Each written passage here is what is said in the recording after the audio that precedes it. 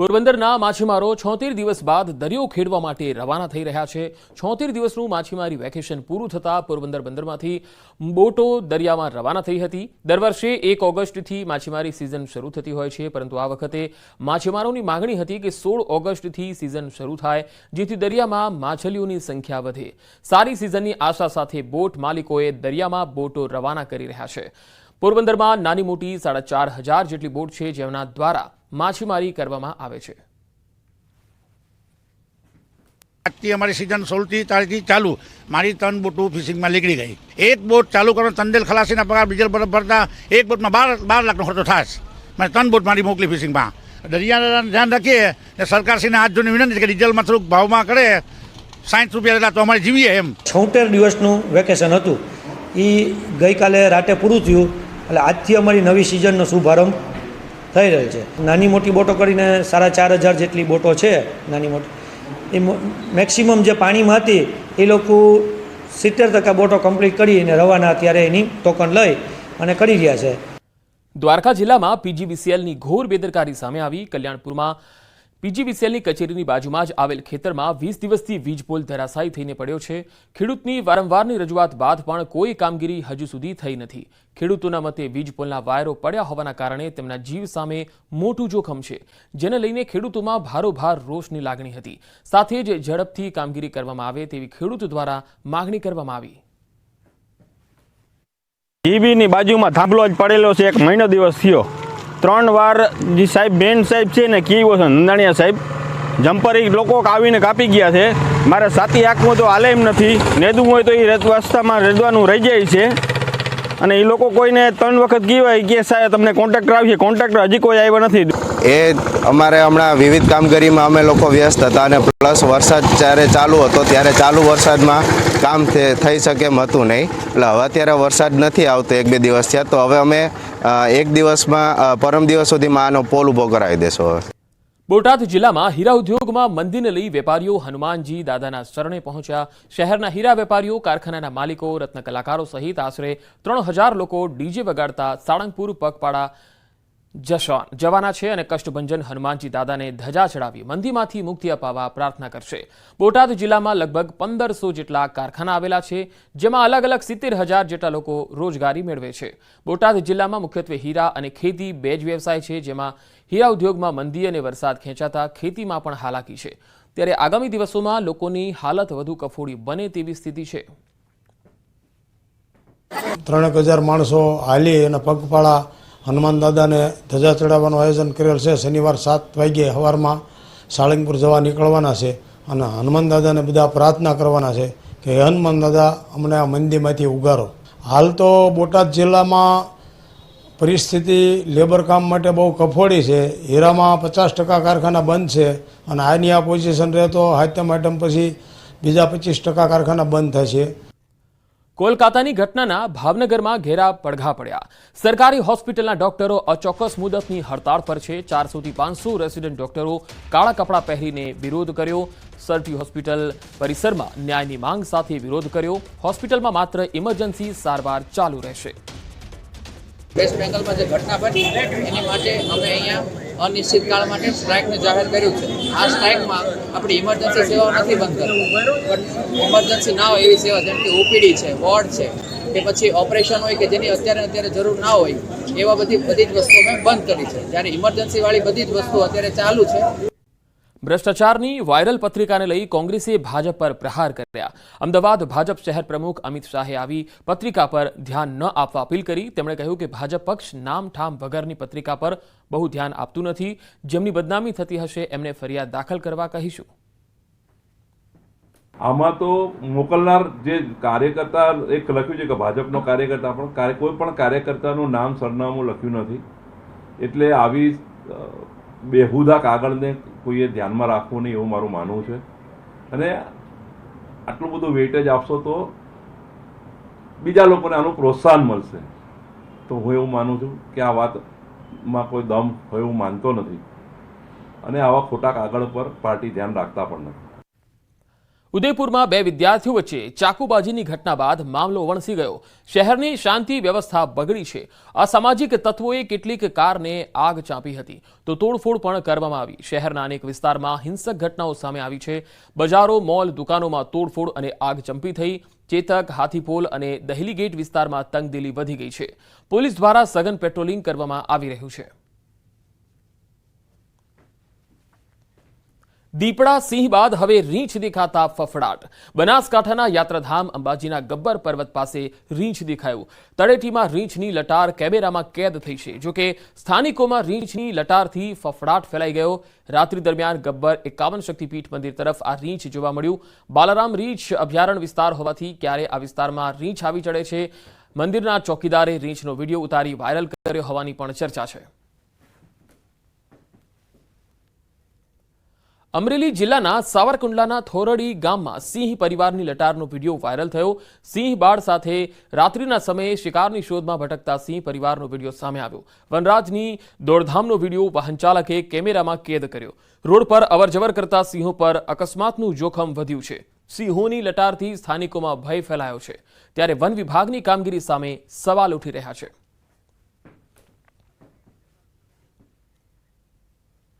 તો એક તરફ રીંછ દેખાવાની ઘટના પણ સામે આવી રહી છે, તો બીજી તરફ સિંહ પરિવાર પણ રહેણાંક વિસ્તારમાં દેખાઈ રહ્યા છે. બે અલગ અલગ તસવીરોમાં આપ જોઈ શકો છો. અંબાજીમાં રીંછ દેખાયો અને અમરેલીમાં સિંહ પરિવારની લટાર રહેણાંક વિસ્તારમાં જોવા મળી. બંને તસવીરોથી સ્થાનિક લોકો છે એ ભયમાં આવી ગયા છે. અંકલેશ્વરમાં મિત્રએ જ મિત્રની દુકાનમાં હાથ સાફ કરી દીધો. મિત્રને કામ માટે બહાર જવાનું થતાં મિત્રને દુકાને બેસાડ્યો હતો. તકનો લાભ લઈ દુકાનના ગલ્લામાંથી મિત્રએ જ રોકડ રકમની ઉઠાંતરી કરી દીધી. સમગ્ર ઘટના સીસીટીવી કેમેરામાં કેદ થઈ.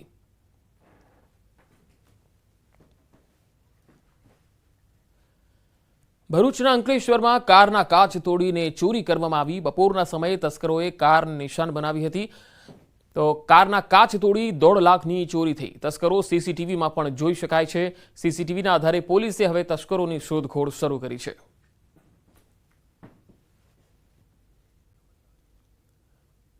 તો સીસીટીવીના આધારે પોલીસે તપાસ હાથ ધરી છે. બે અલગ અલગ તસવીરો તસ્કરોએ કેવી રીતે તરખાટ મચાવ્યો છે બે તસવીરોમાં જોઈ શકાય છે. એક તરફ મિત્રની દુકાનમાં ચોરી કરનાર જે ચોર છે એ પણ કેમેરામાં કેદ થયો, તો બીજી તરફ અંકલેશ્વરમાં તમે જોઈ શકો છો કે અહીંયા કારનો કાચ તોડીને તસ્કરો ચોરી કરી રહ્યા છે.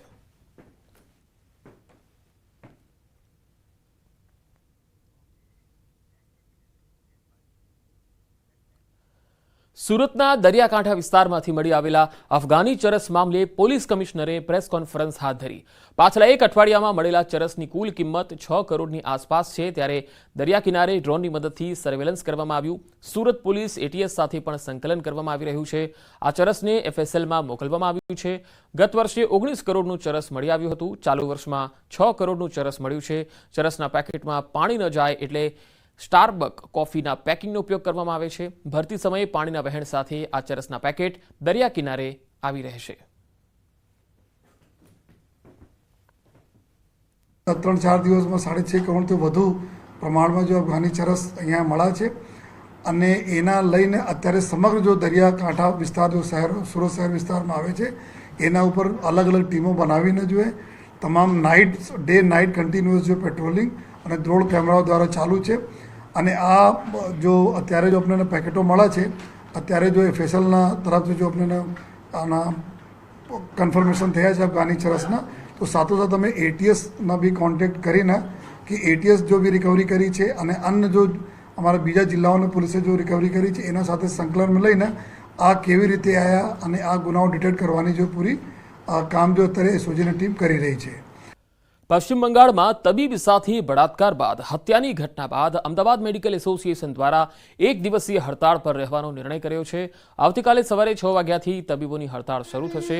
18 ઓગસ્ટે સાંજે 6 વાગ્યા સુધી કામથી અળગા રહેશે. તબીબોએ સવારે એક રેલીનું આયોજન પણ કર્યું, તો સાંજે કેન્ડલ માર્ચ કરશે, જેમાં જુનિયર્સ તબીબોની સાથે સિનિયર તબીબો પણ હાજર રહેશે. AMA દ્વારા તબીબોની સુરક્ષાને લઈ સેન્ટ્રલ પ્રોટેક્શન એક્ટ લાવવાની માંગ કરી છે.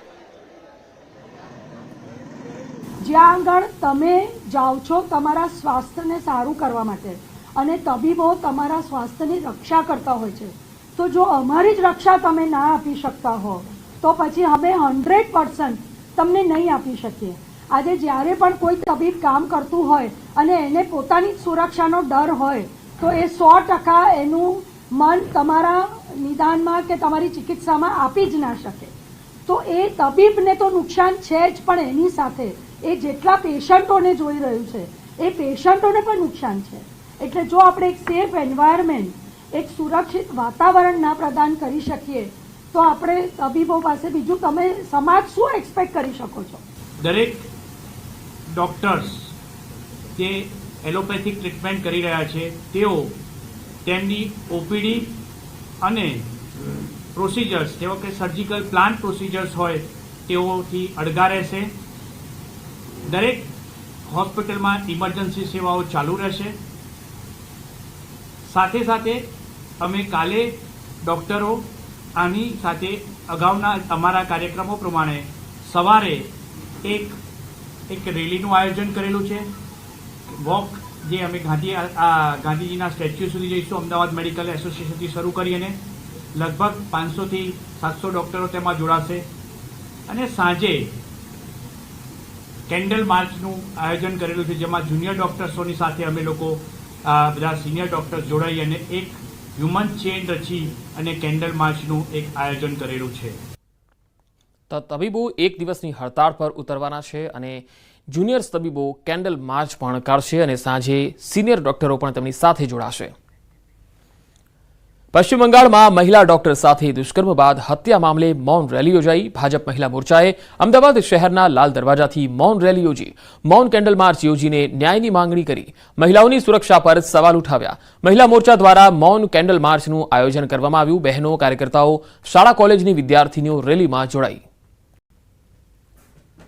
હોસ્પિટલ હોય કે એની હોસ્ટેલ હોય કે કોઈ સેમિનાર રૂમ હોય, આ કશું જ સુરક્ષિત નથી. એટલે આના સંદર્ભમાં ગુજરાત પ્રદેશ અને કર્ણાવતી મહાનગર મહિલા મોરચાએ આજે મૂક રેલી અને વિરોધ વ્યક્ત કર્યો છે. જ્યાં સુધી એ દીકરીને ન્યાય નહીં મળે ત્યાં સુધી અમે અમારા અલગ અલગ કાર્યક્રમો કરતા રહીશું. જૂની પેન્શન યોજના મુદ્દે ગાંધીનગરમાં દેખાવો થઈ રહ્યા છે. પ્રાથમિક શિક્ષકોના આજે ધરણા, સત્યાગ્રહ છાવણી પર ધરણા કાર્યક્રમ આપવામાં આવ્યો. શિક્ષકો અને કર્મચારીઓ માટે જૂની પેન્શન યોજનાને ફરીથી અમલમાં લાવવાના મુદ્દે અખિલ ભારતીય રાષ્ટ્રીય શૈક્ષિક મહાસંઘ લાંબા સમયથી લડત ચલાવે છે. શિક્ષકોનું કહેવું છે કે 2022માં વિધાનસભાની ચૂંટણી પહેલા ગુજરાત સરકારે 2005 પહેલાના શિક્ષકોને જૂની પેન્શન યોજનામાં સામેલ કરવાનો વાયદો કરેલો, પરંતુ આ અંગેનું ઓફિશિયલ GR હજુ સુધી જાહેર નથી થયો. આ મુદ્દે મહાસંઘે અનેકવાર સરકાર સામે રજૂઆત કરી સફળતા મળી નથી. અગાઉ ઉત્તર પ્રદેશમાં 2005 પહેલા ભરતી થયેલા શિક્ષકો માટે જૂની પેન્શન યોજનાને ફરી અમલમાં લાવવા GRની ઘોષણા કરવામાં આવી હતી, જેના આધારે ગુજરાતમાં પણ આ પ્રશ્ન ફરીથી ઉઠ્યો છે. સરકારે ઘણા લાંબા સમયથી જૂની પેન્શન યોજનાની જાહેરાત કરેલી છે. 2005 પછીનું બંધ કરેલું છે, પણ 2005 પહેલાના જે લોકો જે લેવા પાત્ર છે એના માટે સરકારે જાહેરાત કરેલી છે કે એમને OPS આપવામાં આવશે, પણ આજ સુધી એનો કોઈ ઠરાવ કરવામાં નથી આવ્યો. ખાલી મૌખિક રજૂઆત અને મૌખિક રજૂઆતોના આધારે એમણે હા કરેલી છે, પણ આજ સુધી ઠરાવ નથી થયો. તો આજે ઠરાવ માટે અમે અહીંયા ભેગા થયા છીએ. 2019 થી જ્યારે સંગઠનની માન્યતા મળી છે ત્યારથી આ લડત 2005 પહેલા ને 2005 પછીના 2005 પહેલા માટેની 22ની અંદરથી જે ઠરાવ થયેલો છે, ઠરાવની વાત છે, એ ઠરાવ નથી થયો. એટલે 2005 પહેલા માટેનો તો ઠરાવ આજે ચોક્કસ થવો જોઈએ એવી અમારી માગણી છે. ભુજમાં દેશભક્તિ કાર્યક્રમમાં મહિલાને આવ્યો હાર્ટ એટેક. પ્રમુખ સ્વામીનગરમાં વૃક્ષ મિત્ર સંસ્થા દ્વારા આયોજિત કાર્યક્રમમાં મહિલા દેશભક્તિના ગીત ગાઈ રહ્યા હતા. તે સમયે જ તેમને હુમલો આવ્યો અને ગીત ગાતા હાર્ટ એટેક આવતા આરતીબેન રાઠોડનું મોત નીપજ્યું. કાર્યક્રમમાં ઉપસ્થિત લોકો આઘાતમાં આવી ગયા. તસવીરોમાં જોઈ શકાય છે ભુજમાં મહિલાને ગાતા ગાતા સ્ટેજ પર જ ખુરશી પર જ તેમણે હાર્ટ એટેક આવી ગયો. વૃક્ષ મિત્ર સંસ્થાનો આ કાર્યક્રમ હતો, જ્યાં મહિલાને હાર્ટ એટેક આવ્યો અને તેઓ મૃત્યુ પામ્યા. દેશભક્તિના ગીત ગાતા સમયે તેમને હાર્ટ એટેક આવ્યો.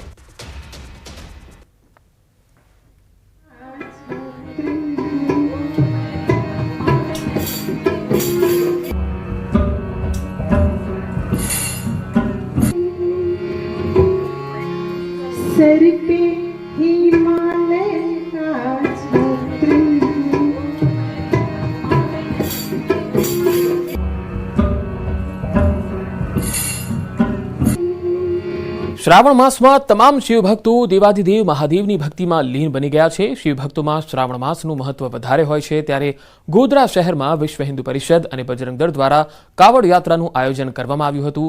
ગોધરા શહેરના લાલબાગ મંદિરથી લઈ શહેરા મરડેશ્વર મહાદેવ મંદિર સુધી કાવડ યાત્રા યોજાઈ, જેમાં મોટી સંખ્યામાં શિવભક્તો જોડાયા હતા. ગંગા, નર્મદા અને યમુના નદીના જળ સાથે કાવડ યાત્રામાં મોટી સંખ્યામાં લોકો જોડાયા. શહેરા ખાતેના સ્વયંભૂ મરડેશ્વર મહાદેવ મંદિર ખાતે જળ અર્પણ કરી મહાદેવના દર્શન કરી ધન્યતા અનુભવી. સાક્ષાત શિવજીના દર્શન કર્યા હોય તેવી અનુભૂતિ કરી હોવાનું ભક્તોએ જણાવ્યું.